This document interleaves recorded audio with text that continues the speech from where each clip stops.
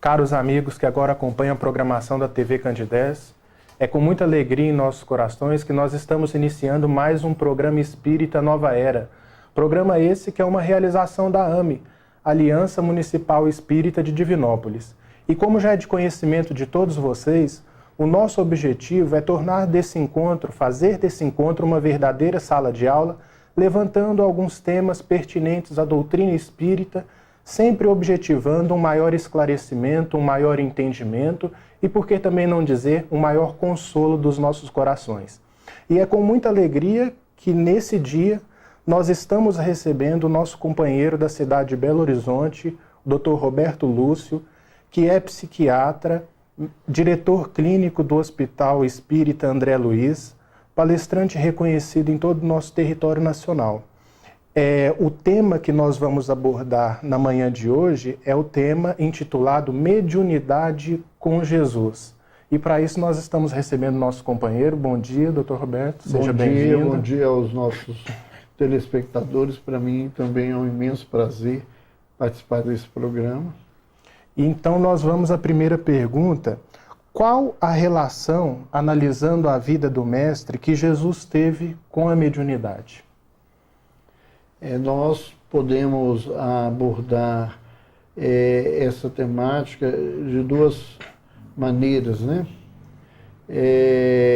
Algumas vezes a gente levanta a questão da mediunidade simplesmente como o contato com o mundo espiritual, e algumas pessoas nos questionam, colocando Jesus no enfoque diferenciado, se ele seria realmente um medianeiro, ou se o que ele trazia era simplesmente uma propriedade do seu espírito.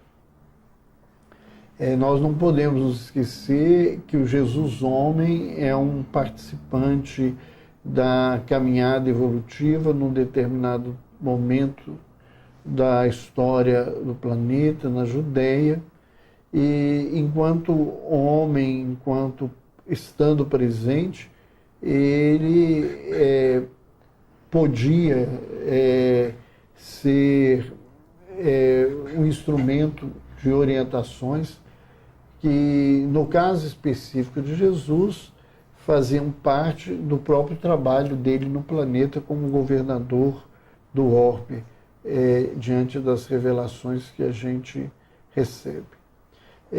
No outro aspecto, ele traz a realidade desse mundo espiritual através dos seus ensinamentos, através do contato, como no caso do Monte Tabora, onde ele se apresenta junto com dois companheiros que já haviam desencarnado, ou quando ele tem contatos com várias entidades em sofrimento, as quais ele consola, ou numa linguagem ainda daquele tempo ele repreende, ele afasta. Então, todo esse contexto abre um campo para o homem dessa realidade espiritual, e nós podemos dizer que Jesus faz com que a mediunidade ela seja realidade de uma maneira mais nobre, de uma maneira divina, aplicando esses recursos que ele busca em si mesmo e na natureza do planeta e na vibração de uma pleiade que trabalha com ele, para poder servir aos homens como instrumento de crescimento e transformação. Interessante essa sua colocação, e interessante também colocar para os nossos telespectadores observar a conotação de milagre que esses acontecimentos marcados pela mediunidade de Jesus deixou na interpretação da teologia tradicional. Mas esses feitos de Jesus não tem nada de miraculoso ou de sobrenatural, não é isso? Nós entendemos A doutrina espírita nos explica, o livro A Gênese, que faz parte da codificação do Espiritismo, ele nos mostra com clareza que aquilo que os homens entendem como milagres são feitos dentro de uma característica que muitas vezes a nossa ignorância ainda não consegue compreender e que não tem, na verdade, esse contexto de desrespeito à lei. Quando se fala em milagre, você estaria falando de algo onde a lei divina foi desrespeitada. Sim. E isso, se Deus tivesse que mudar a sua lei agora ou em qualquer outro momento, ele perderia a característica divina. A lei é eterna, imutável.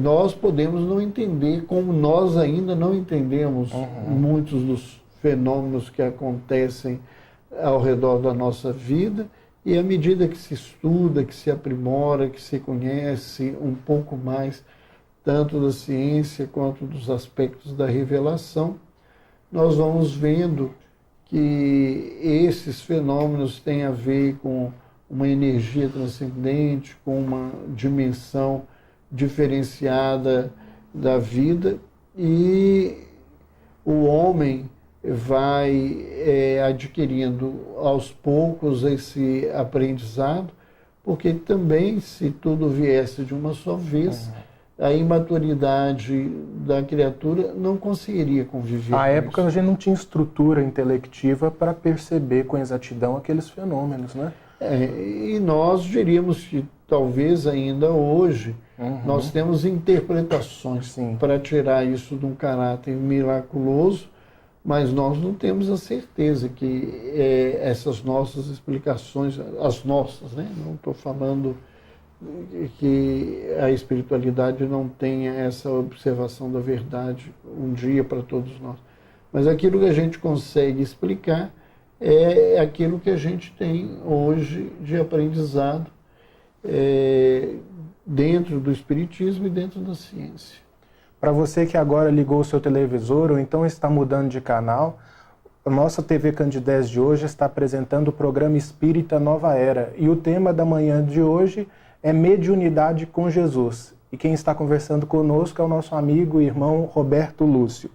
Roberto, Emmanuel, no livro Mediunidade e Sintonia, coloca que tudo na vida é afinidade e comunhão sob leis magnéticas que presidem os fenômenos. Você poderia explicar do que se trata esse magnetismo e qual a relação dele com a moral do médium? Vamos pegar primeiramente a fala de Emmanuel, quando ele nos explica, né, que essa questão da afinidade, dessa comunhão, né? Nós estamos mergulhados no mar de ondas de pensamentos. Pode parecer estranho a alguns telespectadores que não estudam a doutrina, mas como é que é isso? Né? Nós estamos aqui mergulhados no mar de ondas sonoras. Sim. E nós dois estamos nos ouvindo. Mas se a gente ligasse aqui um rádio numa determinada sintonia, a gente ia captar uma onda que está aqui presente, que no momento nós não estamos escutando. Sim.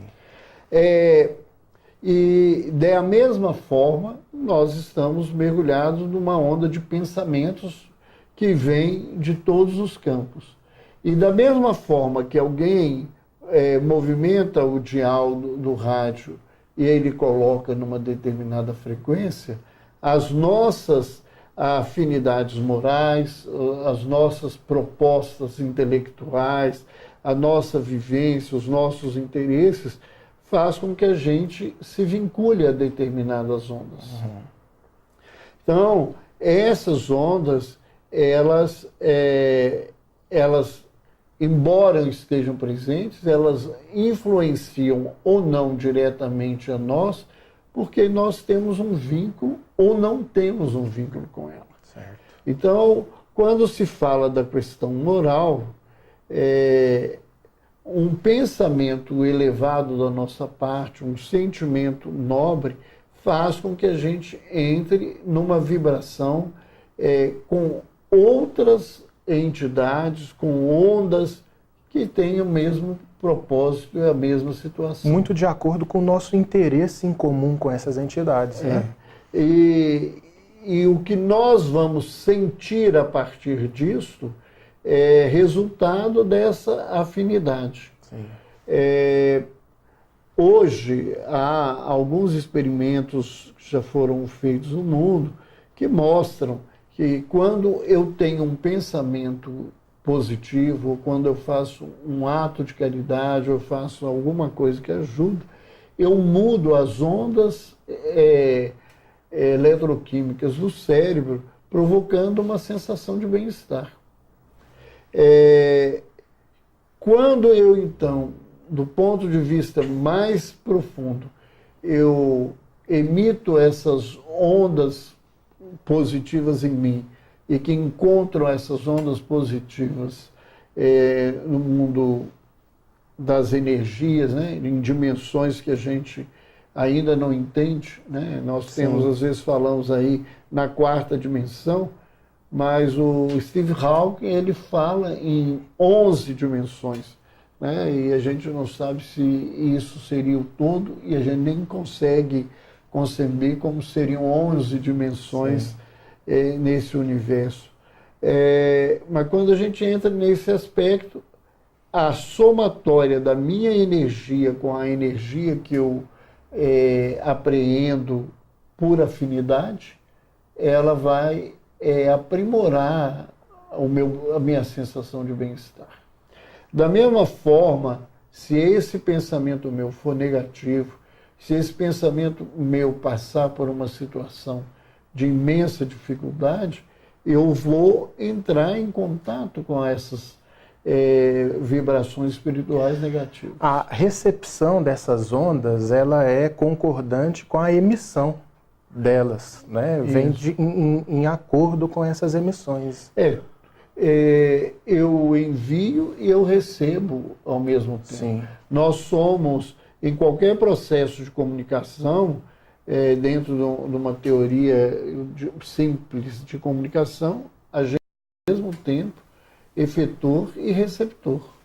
Né? Então, quando eu envio isso, eu auxilio alguém, que amplio a sensação de bem-estar de alguém que está emitindo essa onda. Sim. Como a onda que ele me traz também vai aumentar essa capacidade.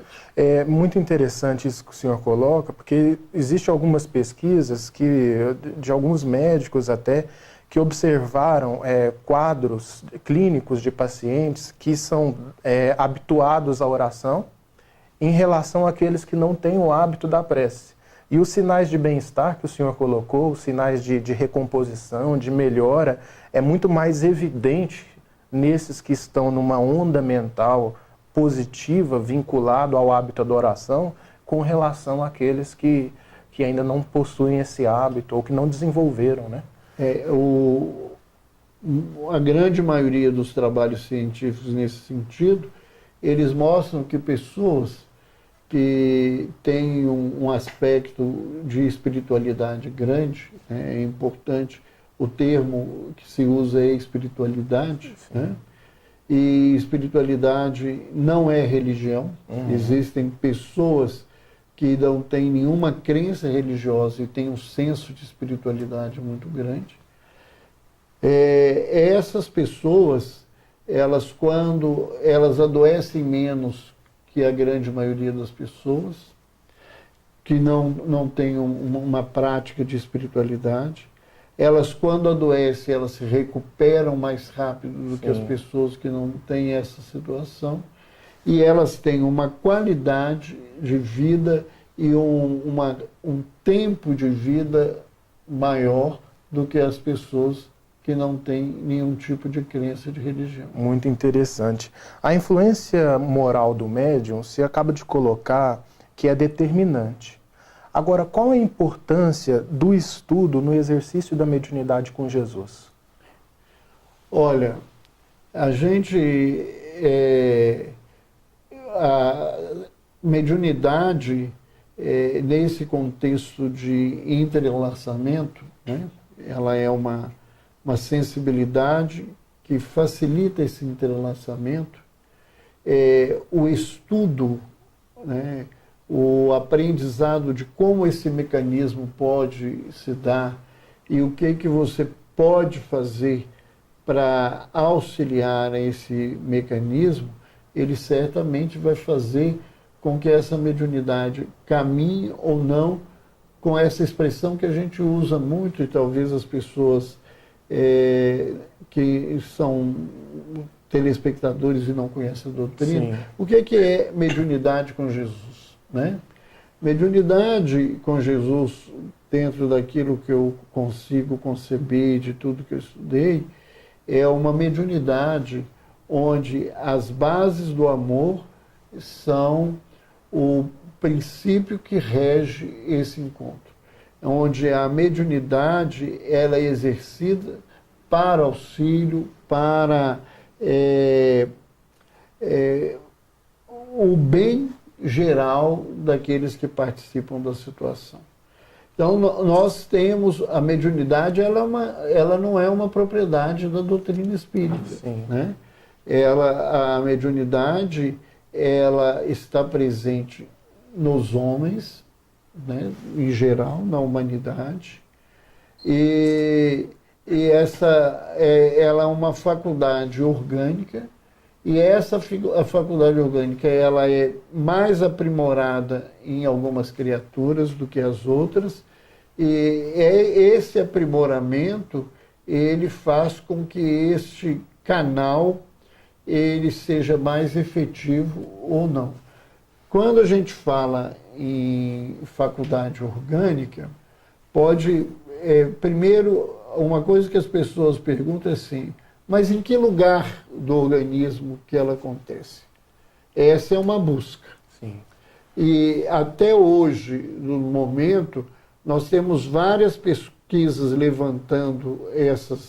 buscando essa resposta, e a gente não tem uma resposta pronta. Eu acho que é uma resposta difícil. Uhum. Por quê? Não é porque é algo miraculoso, é porque o cérebro, ele, embora eu brinco que a gente tem síndrome de açougueiro, a gente fica esquartejando as coisas, né? Um pedaço, o outro, e a gente esquarteja o cérebro e coloca assim, isso acontece aqui, isso acontece ali. O cérebro, ele tem interligações neuronais na faixa dos trilhões. E não é o número de neurônios, mas é o número de conexões que é imenso. E essas conexões, o que elas fazem? Toda vez que você tem uma reação em alguma parte do cérebro, ela transmite isso para o cérebro como um todo. Sim. Algumas áreas vão captar e utilizar-se disso, e outras vão só guardar como se fosse avisado. Chegou o vizinho, eu sei que chegou, mas eu estou aqui no quarto, não preciso conversar com ele, eu não vou sair do lugar. Não, é um amigo, eu tenho que ir lá recebê-lo nessa situação. Sim. Então, isso é uma grande dificuldade, né? Nós participamos de uma pesquisa nos Estados Unidos, e todo mundo que foi para essa pesquisa acreditava que os exames de neuroimagem iam dar uma alteração muito grande a nível de pineal, pelas revelações que André Luiz nos traz, né, dizendo que é através da glândula pineal que nós recebemos as influências espirituais. Por N motivos, e talvez até pela especificidade do aparelho, a experiência acabou e não foi encontrada essa alteração. Sim. O que eles encontraram diferente, que foi o móvel da publicação, que a comunidade científica recebeu essa pesquisa, é que os exames, eles traziam uma psicografia que foi avaliada e um escrito do médium que foi avaliado, do próprio médium. Sim. E numa avaliação da qualidade dos textos, os textos psicografados eram mais bem escritos, mais bem elaborados, com maior profundidade do que os textos dos médiuns. Só que nós temos uma área na região pré-frontal, que é a área da criatividade. Quando você escreve, quando nós estamos falando, eu estou desenvolvendo... Ela é ativada. Ela é ativada. E no fenômeno mediúnico, ela ficou sem ativação, ou com uma redução imensa da ativação.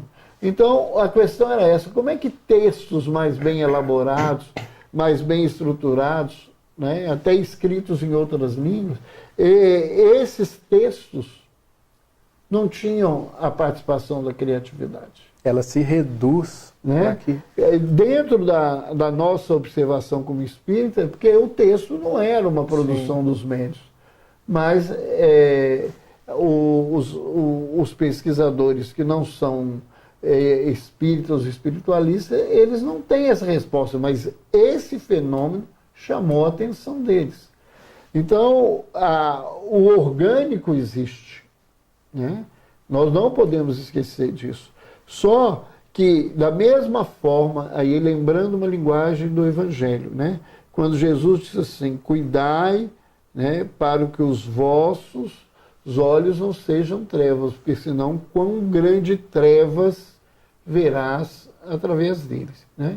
Ou seja, a forma como eu vejo o mundo, ela tem um contexto moral. Se eu sou uma pessoa desonesta e vejo alguém dentro de uma loja, do lado de um caixa, eu vou pensar assim: ó, o povo ali tem que tomar cuidado. A coisa ali, esse cara está ali roubando. Se eu sou um trabalhador, eu vou pensar assim: olha, aquele cara ali deve estar tomando conta daquele caixa o dia inteiro, coitado, em pé, naquela coisa. Então, a questão moral, ela vai influenciar, porque ela vai fazer com que a minha abordagem seja uma abordagem diferente. A gente está caminhando para os minutinhos finais do nosso programa e tem uma pergunta que me remete a uma resposta anterior que o senhor deu, falando da questão das emissões e que aquilo que a gente recebe é correspondente àquilo que a gente emite. Aí eu te pergunto, qual é o meio eficaz de nós evitarmos as oscilações dessa emissão de onda? Porque oscila muito na nossa vida cotidiana. A gente pode estar bem de manhã, mal à noite, emitindo ondas diferenciadas. Como a gente pode obter um êxito no exercício da mediunidade mantendo um certo padrão, a fim de que a nossa faculdade seja bem exercida dentro e fora da casa espírita? Olha, isso envolve esforço, persistência, né? E tenacidade na busca do bem. Sim. Há muitos exercícios que nós precisamos aprender, e o ocidental, por exemplo, não sabe lidar muito com meditação, que fazem e facilitam que a gente tenha um padrão vibratório mais positivo, mais adequado nesse contexto. E eu acredito que há exercícios que a gente pode fazer, mas a leitura edificante, a oração em si, o trabalho no bem, estar vigilante, né? A gente precisa vigiar para evitar que não que elas vão deixar de existir, mas para que elas sejam menos intensas e menos frequentes. Para que as quedas não sejam tão drásticas, né? Agora, elas acontecem todos os dias. Manuel Filomeno é claro em dizer para a gente, né, que a obsessão simples é uma parasitose comum, ou seja, o mundo inteiro vive essa situação. Certo. Por quê? Porque nós oscilamos essas vibrações e nos colocamos em ressonância com vibrações inferiores. Com certeza. Nós agradecemos os seus esclarecimentos. Muito obrigado pela sua participação, Dr. Roberto. Eu que agradeço aí a oportunidade. Agradecemos também a audiência dos nossos telespectadores. Lembrando que o nosso programa vai ao ar todos os sábados às 9h30 da manhã, com uma reprise às terças-feiras às 7 horas da manhã. Nós aguardamos vocês no nosso próximo encontro. Até lá e muita paz.